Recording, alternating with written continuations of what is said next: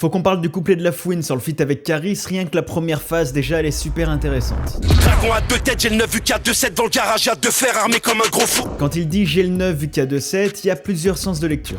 Déjà le 9 il fait référence au 9 mm et en gros il explique qu'il y a 2 sets. Un set c'est une manche au tennis. Donc les deux couplets, celui de Caris et le sien. Et lui il vient armé pour flinguer sur le deuxième couplet, donc le deuxième set. Mais quand il dit 2 sets, ça fait bien sûr aussi référence à la mythique gimmick de Caris.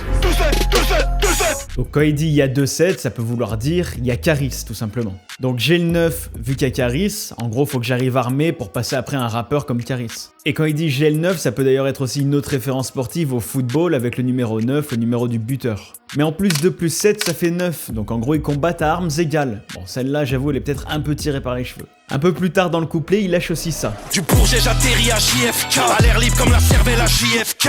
Bon là c'est plus clair, mais la punchline elle est quand même super efficace. JFK c'est l'aéroport de New York et le Bourget c'est un tout petit aéroport à Paris. Donc en plus du voyage Paris-New York, ça représente le passage de la petite échelle à la très grande, du local à l'international, synonyme de réussite sociale. Et ensuite, à l'air libre comme la cervelle de JFK, ça fait bien évidemment référence à l'assassinat de Kennedy.